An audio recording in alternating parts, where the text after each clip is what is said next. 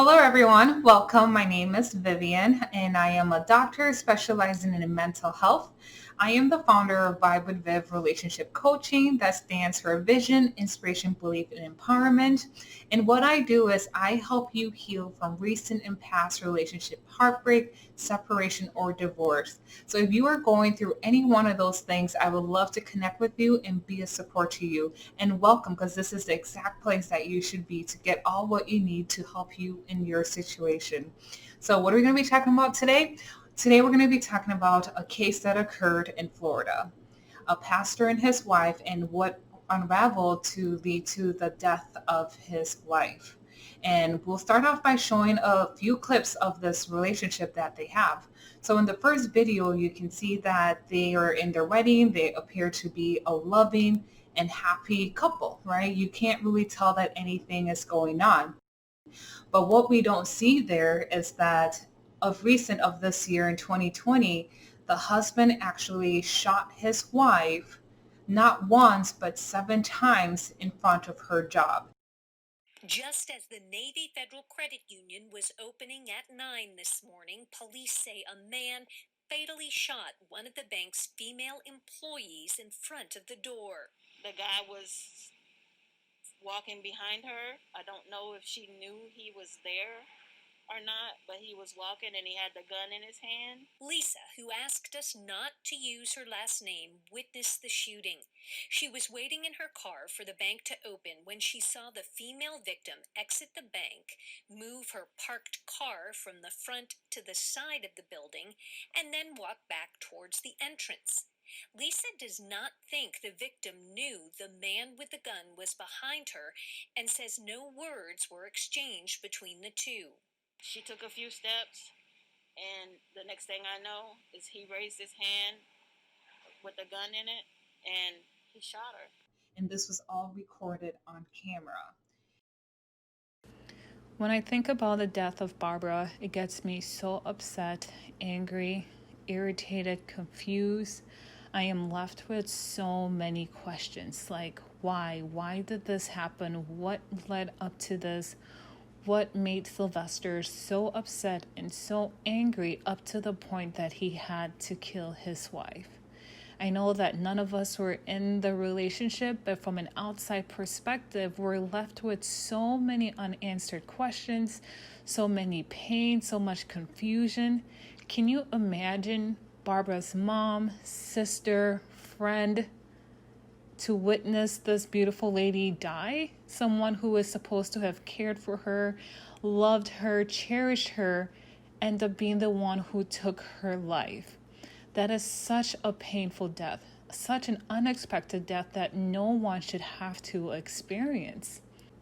And I know that there's always red flags in relationships, and sometimes we as women are not sensitive, or we are sensitive, but we decide, not to pay attention to it, or we ignore it, or we try and give the benefit of the doubt that things will get better, and we tend to be very patient, but let's not be so patient to the detriment of our own lives. And to be honest, it's almost surprising to hear this happening in an African home, in an African family. I know all the time we hear about, or it's regular or not surprising to hear about abuse, whether the husband beating the wife up or any form of abuse, whether it's emotionally, verbally, or physically. That's not unheard of in the African home. But what you don't hear often is the husband killing the wife. But my deepest condolences goes to her family, the people she loves, the people who were in her life. I cannot imagine what they feel or what they are going through right now, but my heart goes out to them in so many different ways. And my heart truly goes out to both families, actually, because there's honestly two losses, a loss of Barbara and the loss of a son who got lost in his anger and rage, and a lot of mental health issues that may have been going on that led to this. So for anyone going out there, there is still hope for you, and you do not have to be in this situation. There's always support. And now you may be wondering, how does prophet, a pastor, end up now killing his wife? So we're going to kind of talk through this case because as much as it's heavy and a difficult topic to talk about, there's so much that we can pull out from this case that can help you or someone that you know. Now, in this next video, we see that the wife, Barbara, her brother is talking with her husband. We see that the husband threatens to kill his wife. Because I thought you were different. So now you I don't like your family. Your sister. Yes, I'm here to the same sister. And I'll always the pastor told you that she was a witch. Which pastor? Am I right? Pastor. Name that pastor. Which pastor told me my sister was a witch? We came to make something. Can I promise you something? Promise me. If I don't kill your sister, then me, I am free. You got the video, right? Yeah, I got it. Right, call the cops. No, Call the cops, Jen. So he makes this threat, and although he makes this threat that he's going to kill his wife still supports and says, no, let's not put any charges against him. No, you don't play with threats. Please call the cops. It should escalate. He's threatening you in front of me. He said he's going to kill you. What are you waiting for? What are you waiting for? She still almost seems like it's in denial of the threat that happened, right? So we see how this unfolds and which led to the death of her. And now when we look back into some of their history, there's court records that indicate that she actually called the cops on her husband in 2016 after they had an altercation. It became very extensive and threatening for her life. And now fast forward 4 years later, she has now died. Even after some of those incidents happened, her family trying to step in, there still was no really much of a giveaway to that. So what are some things we can pick up? You know, it's a sad situation and no one should die in this kind of circumstances, but there are many people who find themselves in situations as these. So how does a loving couple, as what we saw before or appeared to have been, end up to where now the wife is dead and the husband was the one who enacted the killing, who did the killing? So you may be wondering what led her to be in this position. Why didn't she leave earlier? And there are a number of different things that could have been going on in her mind that might have kept her still in that relationship. Sometimes the pressure, whether it's externally or internally, may be going on. The changes in her mind psychologically that happens when you find yourself in a toxic and unhealthy, abusive, controlling relationship. All of those components may have played a role into why she didn't take action earlier or step out of the relationship or take protective measures sooner than, what led to her unfortunate death. So let's start first of all with the psychological changes, right?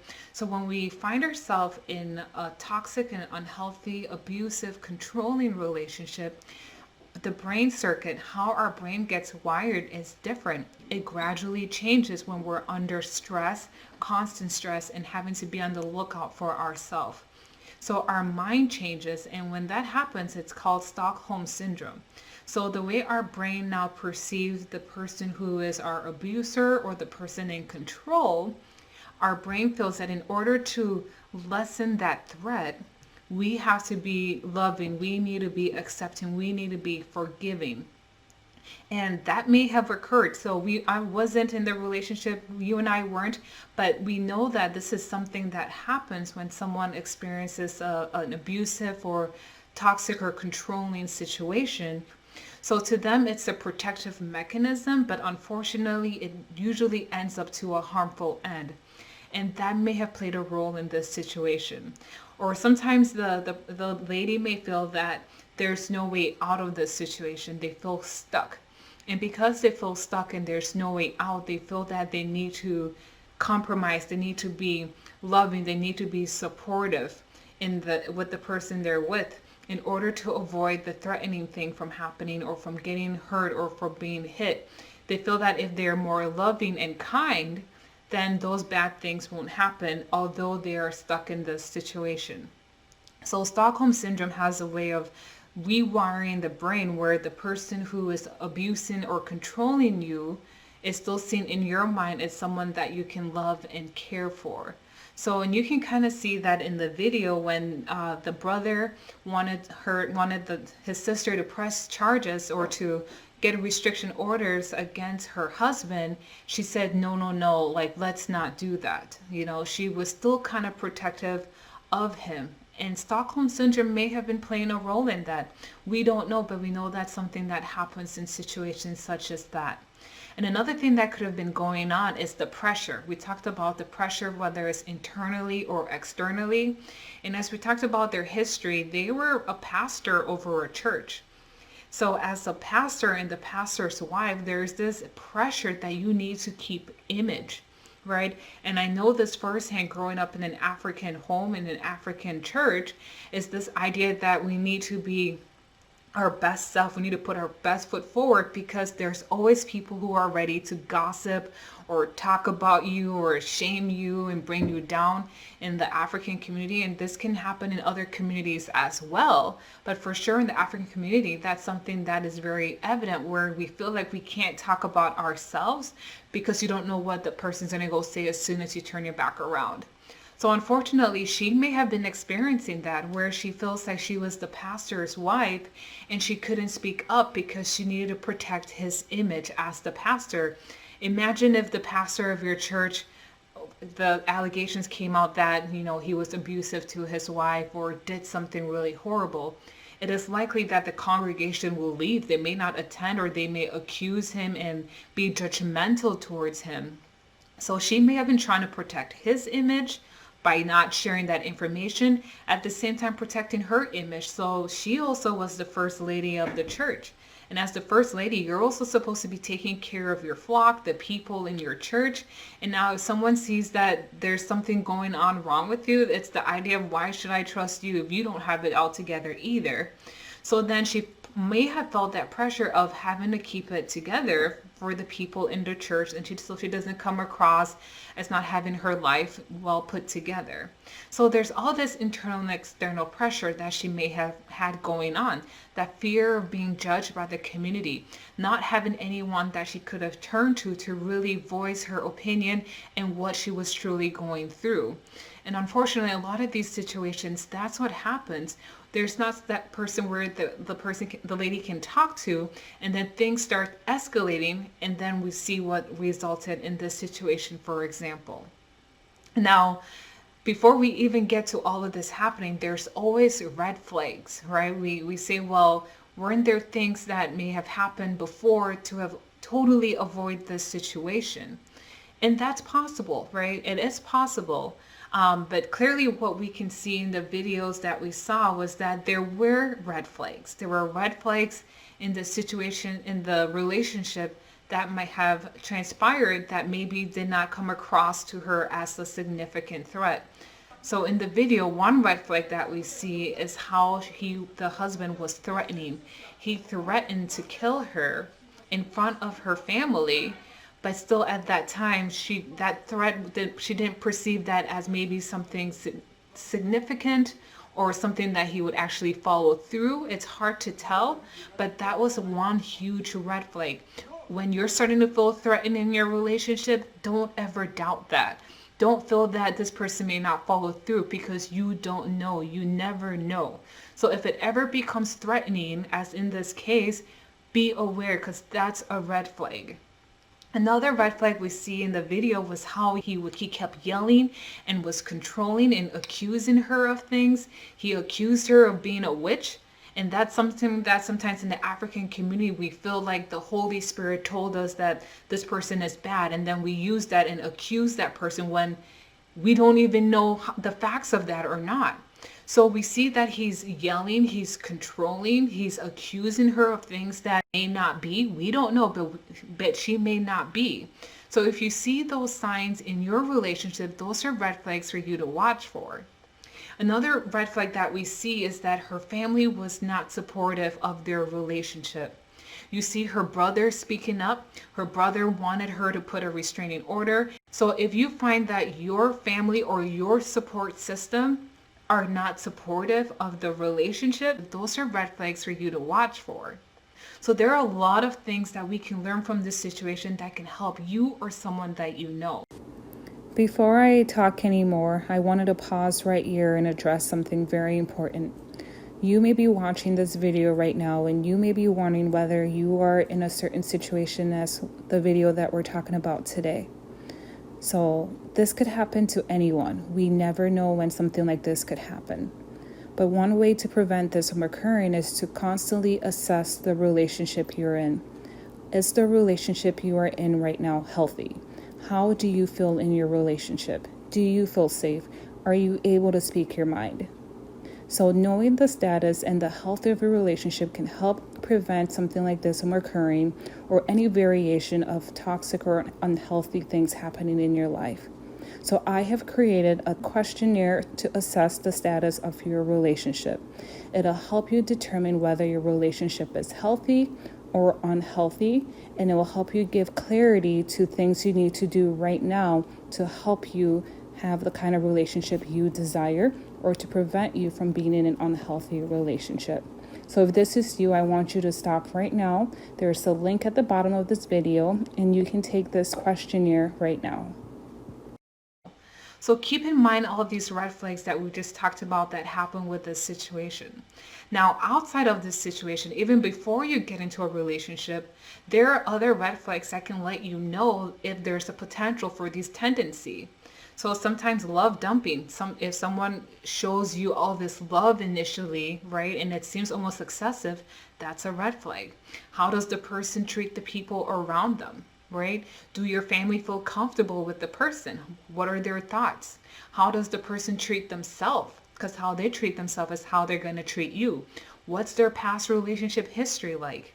Right? All those different things can kind of let you know even beforehand the potential things that could occur before it ever happens. So a big issue that I see in particular, like I said, I'm of African descent, but in the African community is this idea that we want to get married. We want to get married by this certain age. The idea of being married is even more valued than the marriage itself. We have this timeline, we put this timeline on ourselves that we want to do this and this, get married, have kids by this age, and that sometimes our mind gets clouded only because we want to be in this relationship. So don't let this idea of being married rush you into something that is not for you just because you want to get married. You'll be better off being happy single than being married and finding yourself maybe dead or in an unhealthy or toxic relationship. So, take your time, evaluate that. You don't have to rush into that relationship at all. Then another notion that gets a lot of women, or especially like again the African community that I've seen, is we always feel like, oh, God said this is my husband, or God said this is my wife. And in this situation where we talked about with the pastor and the wife, the guy was a pastor, so maybe that played a role in it, right? The idea that you're marrying someone who is a pastor, who is a prophet, and God told him that you are his wife, right? But the thing is that God doesn't say this is your wife. He will bring different people in your life and you get to decide who that partner is for you. So if something doesn't align with you, listen to that. Listen to that unction in your spirit, because that is directing you. So don't feel like you need to be in this relationship or follow this timeline and find yourself in an unhealthy, toxic, and deadly relationship. It's not worth it. If you're listening to this, I want to know what your thoughts are on this situation, this case between Sylvester and Barbara. Have you witnessed this happen a lot in the African community or in your community? What are your thoughts? Let me know below. Comment, share, because this is a discussion that needs to happen. We see it happening more frequently, and if all in a pastor, in a Christian home, that's so unexpected. You don't expect that to happen. So this is a conversation, and let's talk about it.